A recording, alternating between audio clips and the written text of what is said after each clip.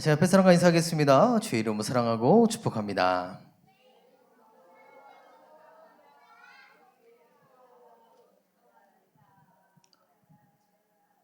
감사합니다.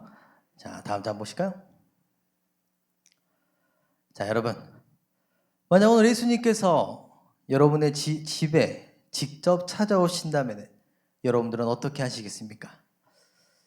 아마 갑자기 집안 청소부터 시작할지도 모릅니다. 또 누군가는 부엌으로 달려가서 냉장고를 열어보기도 할 거고, 또 평소에 잘 보지 않았던 성경책을 어디에 두었든지 급하게 찾아볼 수도 있습니다. 또 어떤 분은요, 외모를 단정하게 하고 또 옷을 갈아입을지도 모릅니다.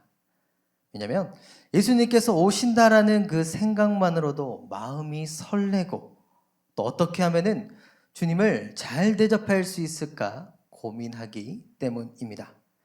근데 여러분, 이것은요 단순한 상상만이 아닙니다. 예수님은 지금도 우리의 삶 가운데 찾아오고 계십니다.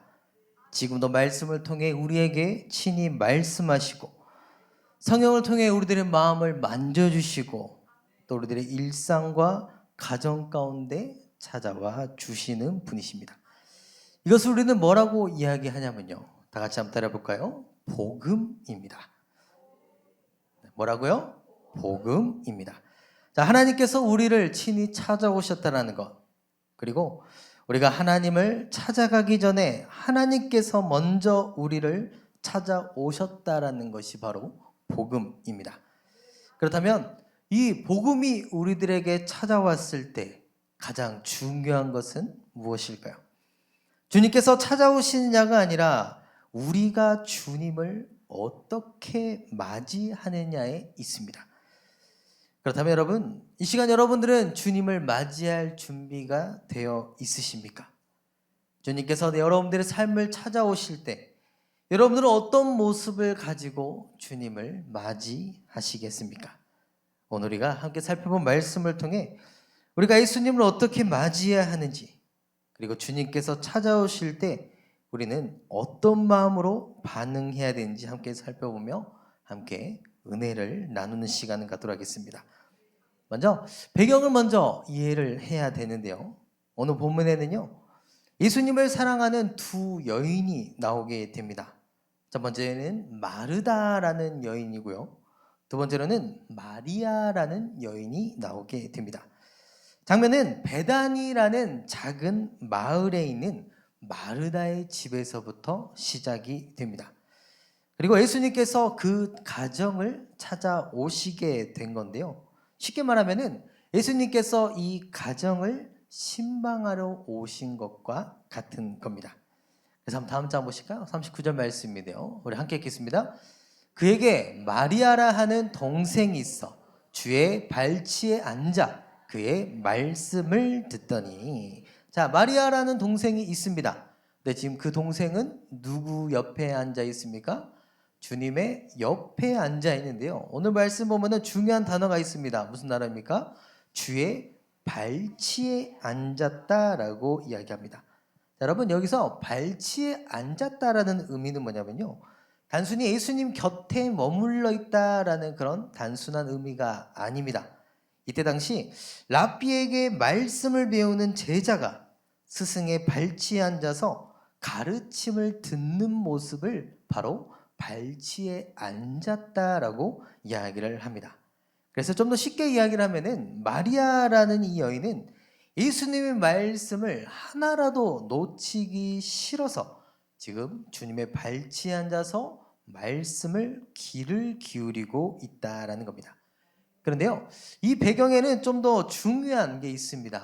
이때 당시에 사회적 분위기가 있는데요, 당시에는 여성이 랍비에게 정식으로 말씀을 배우는 것이 결코 일반적이지가 않았다라는 겁니다. 그런 시대에 예수님께서는 마리아가 자신의 발치에 앉아 말씀을 듣도록 허락하셨다라는 겁니다.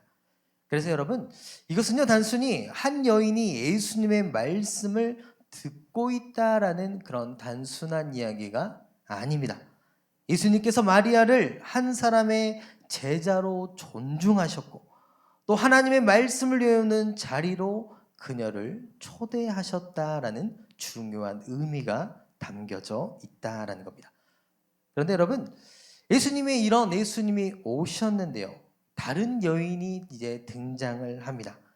그게 누굽니까? 마리아인데요. 자, 마르다인데요. 마리아가 먼저 예수님의 발치에 앉아서 말씀을 듣고 있는 동안 마르다는 이제 무엇을 하고 있습니까? 부엌에서 분주하게 음식을 준비하고 있습니다.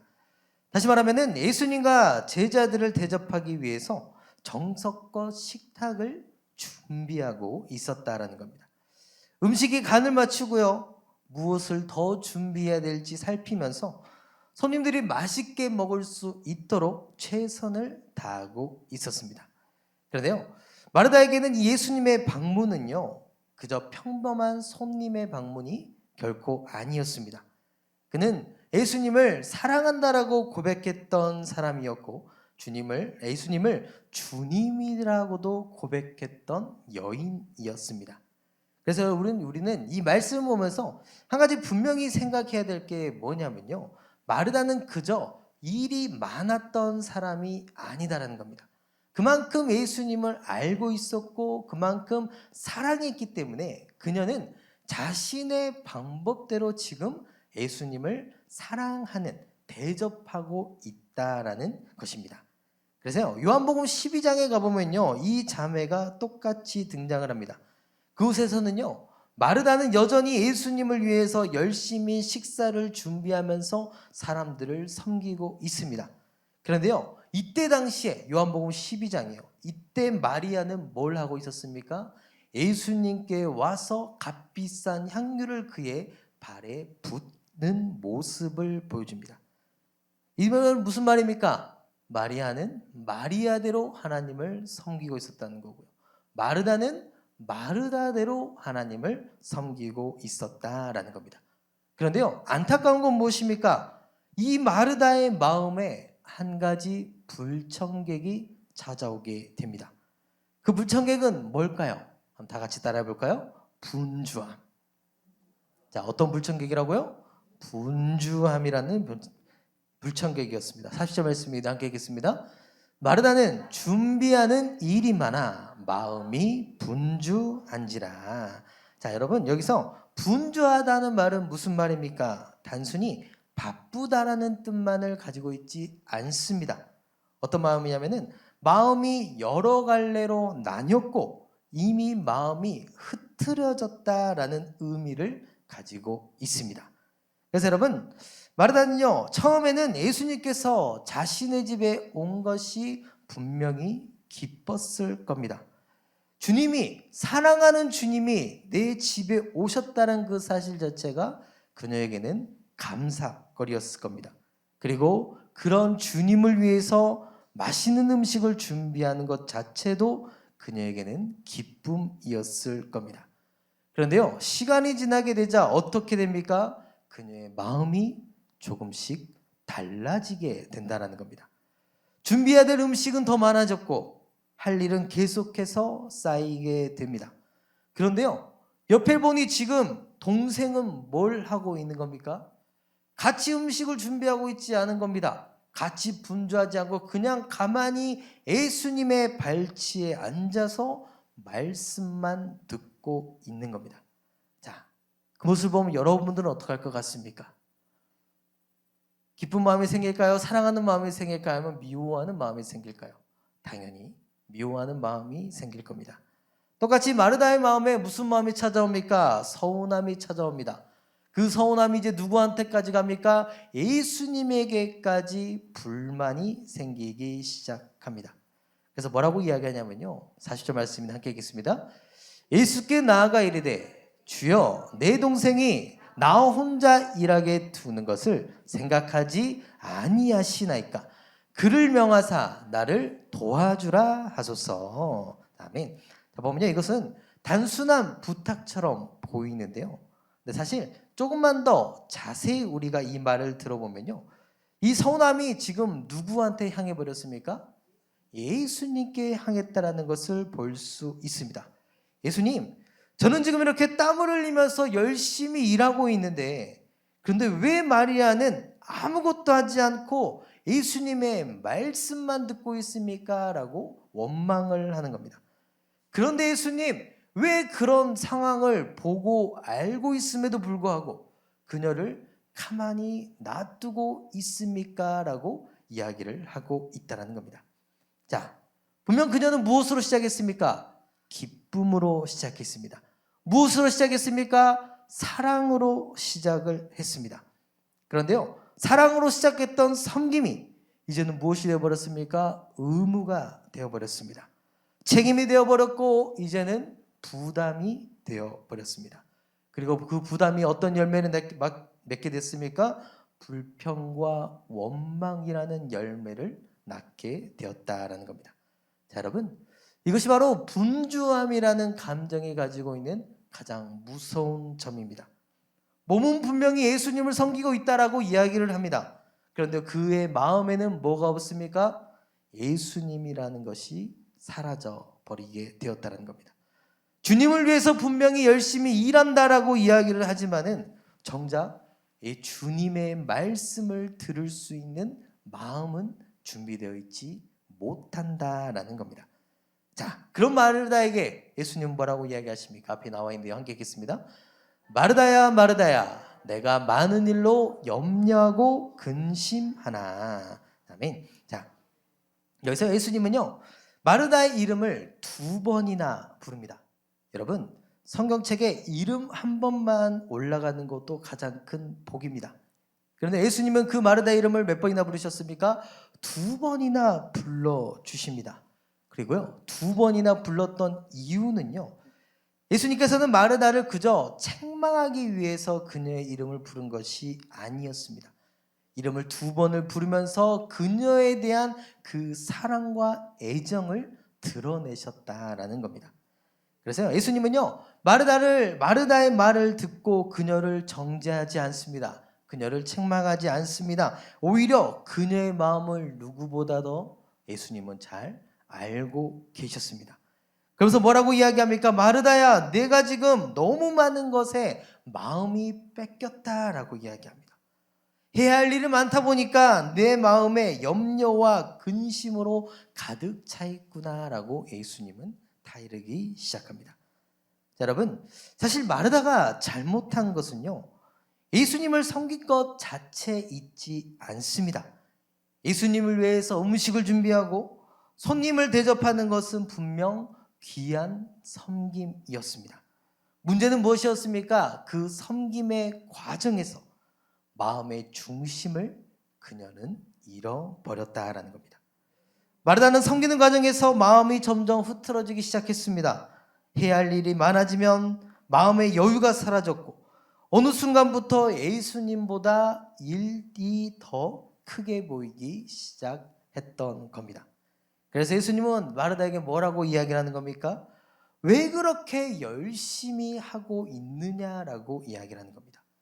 그리고 뭐라고 이야기합니까? 지금 네 마음이 어디에 있는지 살펴보라라고 말씀하십니다. 그리고 이어서 예수님께서는 마르다에게 중요한 말씀을 들려주시는데요. 42절 말씀을 함께 읽겠습니다. 몇 가지만 하든지 혹은 한 가지만이라도 족하니라. 아멘. 자, 예수님께서는요, 마르다에게 아무것도 하지 말라라고 말씀하신 것이 아닙니다. 우리가 가끔 오해하고 착각하는 부분이 있어요. 일을 하다가 누군가 책망하고 하나님을 만나라라고 이야기를 하면은 모든 걸 다 내려놓고 마치 지금까지 해왔던 모든 것들이 아무것도 아닌 것처럼 생각하는 사람들이 많이 있습니다. 하지만 예수님은요, 하나님은 그런 걸 원하시는 것이 아닙니다. 어떤 것만이라도 족한다고 말씀하십니까? 한 가지만이라도 족하다라고 이야기를 하는 겁니다. 지금 무슨 말이냐면요, 주님을 섬기는 일 자체는 중요하다라는 겁니다. 그런데요, 이렇게 예수님께서 말씀하신 핵심이 무엇입니까? 많은 일에 마음을 빼앗기지 말고 정말 네가 해야 될 일이 무엇인지 분별하라고 하나 예수님은 말씀하고 있는 겁니다. 자, 마르다는 할 일이 많았습니까? 적었습니까? 많았습니다. 준비해야 될 음식이 많았습니까? 적었습니까? 많았습니다. 손님을 대접해야 됩니까? 대접하지 말아야 됩니까? 대접했어야 됩니다. 여러 가지로 신경 쓸 게 너무나도 많았다라는 겁니다. 그런데 예수님은 뭐라고 이야기합니까? 그 많은 것 중에 정말 중요한 게 무엇인지 너는 확인하라라고 말씀하시는 겁니다. 그런데 여러분, 예수님께서 말하시는 그 중요한 한 가지가 무엇일까요? 그것은 바로 예수님과 함께 하는 것을 말씀하는 겁니다. 주님의 말씀을 가까이서 듣고 주님을 바라보고 주님과 교제하는 것이 바로 예수님께서 말하시는 단 한 가지라는 것입니다. 그래서 예수님께서는요, 마리아에 대해서 이렇게 이야기를 합니다. 함께 읽어볼까요? 마리아는 이 좋은 편을 택하였으니 빼앗기지 아니하리라. 아멘. 자, 여러분, 여기서 예수님께서 말씀하신 좋은 편이다라는 이 말의 의미는요, 단순히 마리아가 자신의 옆에 앉아있다라는 의미만은 가지고 있는 것이 아닙니다. 이것은 좀 더 넓게 보면요, 마리아가 선택하는 것이 바로 예수님의 말씀을 듣고 주님과 교제하는 자리이기에, 그 자리가 바로 무슨 자리라는 겁니까? 좋은 편이다라고 말씀하고 있는 겁니다. 자, 마리아는 예수님 오셨을 때 그 기회를 놓치지 않았습니다. 여러분, 그녀는 음식을 준비해야 될 것을 알고 있었습니다. 사람을 대접해야 되는 것도 알고 있었습니다. 그럼에도 불구하고 마리아는 어떤 편을 선택했습니까? 많은 일을 선택하기보다 그 일 가운데 가장 좋은 것을 그녀는 택했다라는 겁니다. 그리고 더 중요한 것은 무엇입니까? 그녀는 그 자리를 얻었습니다. 그리고 뭐 어떻게 하는 겁니까? 더 이상 빼앗기지 않는다라고 이야기를 합니다. 여러분, 이 세상의 음식은요, 먹고 나면 사라지게 됩니다. 우리가 열심히 해놓은 일도 시간이 지나면 다 지나간 일이 되어 버립니다. 그리고 세상의 많은 것들은 결국 시간이 지나면 사라지고 변하게 됩니다. 그러나 우리가 붙잡아야 될 것은 무엇입니까? 주님의 말씀은 시간이 지나도 변하지 않는다라는 겁니다. 그 주님의 말씀을 듣고 주님과 교제하며 쌓아가는 그 믿음은 가장 좋은 편이고 아무도 빼앗을 수가 없다라는 겁니다. 그렇다면 이제 이 본문을 배경으로 몇 가지 교훈을 한번 붙잡아 볼까요? 다음 장 보실까요? 자, 함께 읽겠습니다.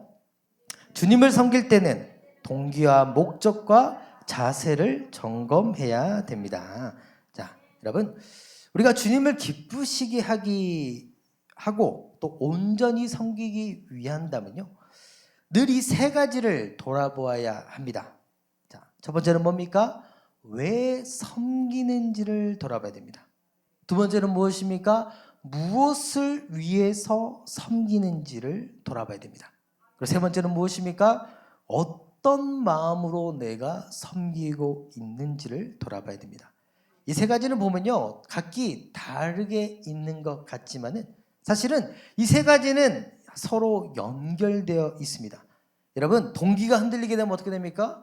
당연히 목적이 흔들리게 됩니다. 목적이 흔들리면 어떻게 됩니까? 섬기는 자세도 함께 흔들리게 됩니다. 여러분, 마르다도 처음부터요, 잘못된 마음으로 섬긴 것이 아니었습니다. 예수님께서 자신의 집에 오셨다는 사실이 기뻤고 사랑하는 주님과 시간을 보낸다는 그 마음으로 열심히 음식을 준비를 했습니다. 그런데요, 일이 많아지면서 어떻게 됐습니까? 혼자 감당해야 될 일이 많아지자 어떻게 됐습니까? 그녀의 마음이 변하기 시작했습니다.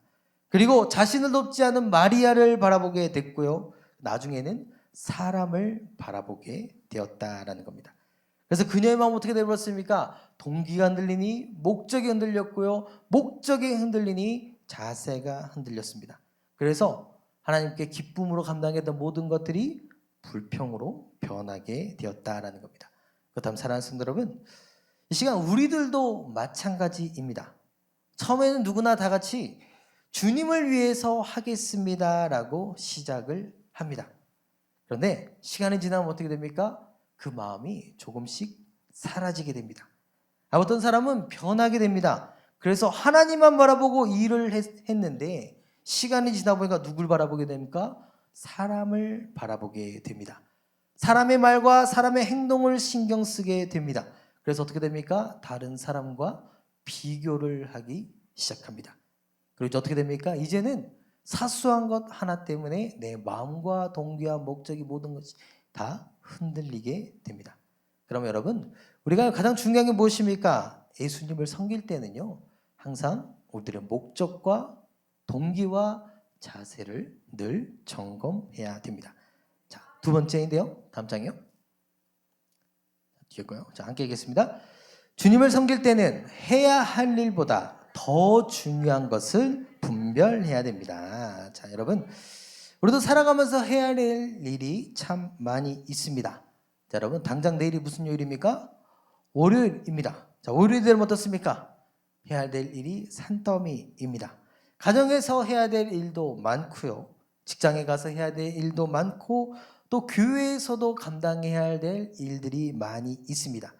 그런데요, 문제는 무엇입니까? 해야 할 일이 많아질수록 정작 중요한 것을 놓칠 때가 많이 있다는 겁니다. 교회에서 열심히 봉사하면서도 정작 주님과의 교제가 약해질 때가 있습니다. 많은 일을 하면서 하나님의 말씀을 읽고 기도하는 시간은 점점 잃어버릴 때가 있다는 겁니다.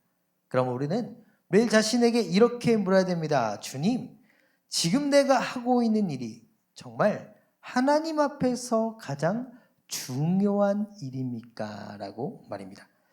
바쁘게 살아가는 것도 분명히 필요합니다. 열심히 일하는 것도 중요합니다. 그러나 그 모든 것보다 우리가 먼저 해야 할 일들이 있습니다. 그것은 무엇입니까? 주님 옆에 있는 것입니다. 주님의 말씀을 먼저 들어야 되고요.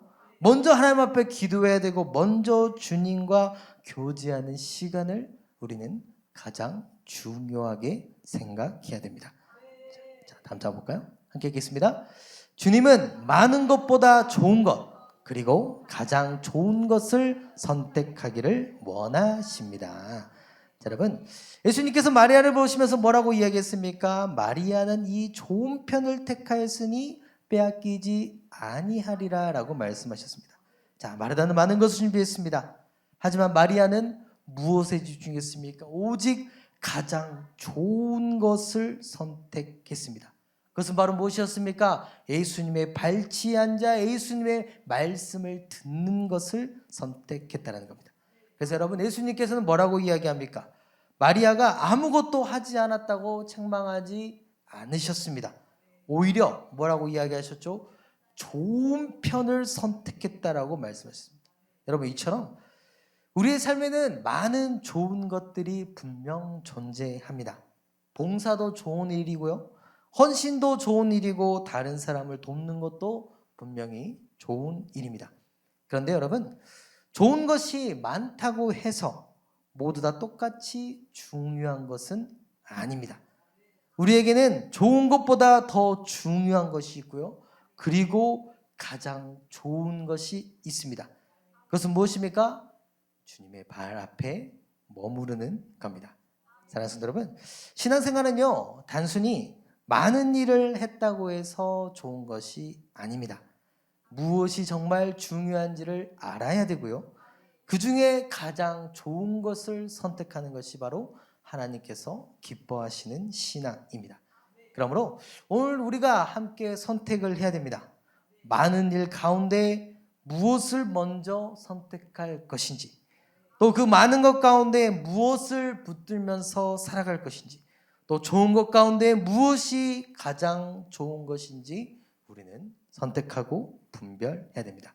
그리고 우리가 만약 그 중에 가장 좋은 것을 선택했다라면 끝까지 놓치지 않는 여러분들이 되시기를 주의 이름으로 축복합니다. 여러분, 마리아가 선택한 좋은 편은 아무도 빼앗을 수 없었습니다.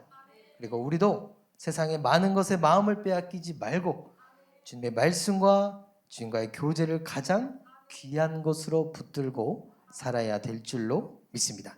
그것이 바로 오늘 본문이 우리들에게 가르쳐주는 가장 중요한 교훈이고, 주님께서 기뻐하시는 우리들의 삶의 모습인 줄로 믿습니다.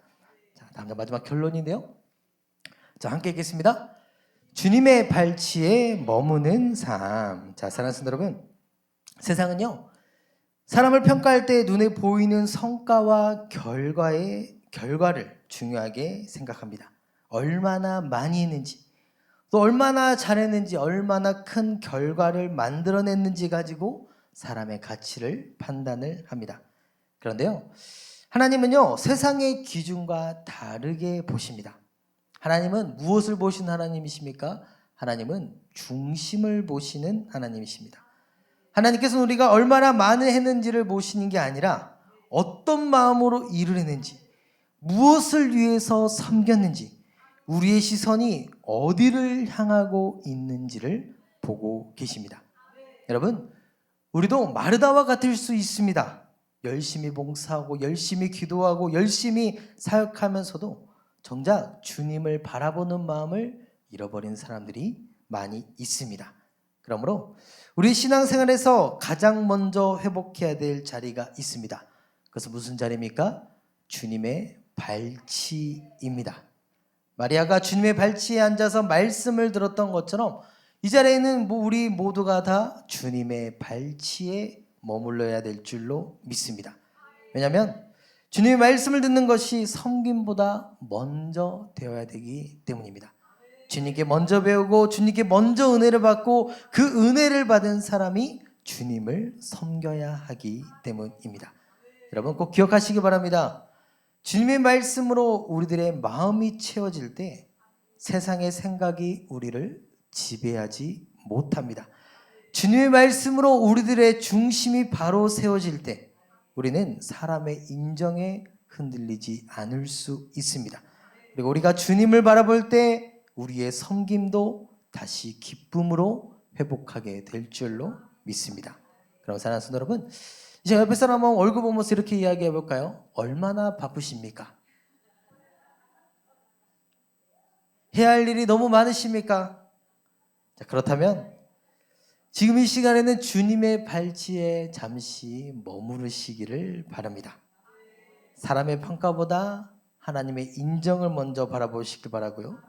많은 일보다 가장 중요한 한 가지를 붙드시길 바라고, 그리고 주님의 말씀을 먼저 들으시는 여러분들이 되시기를 바랍니다.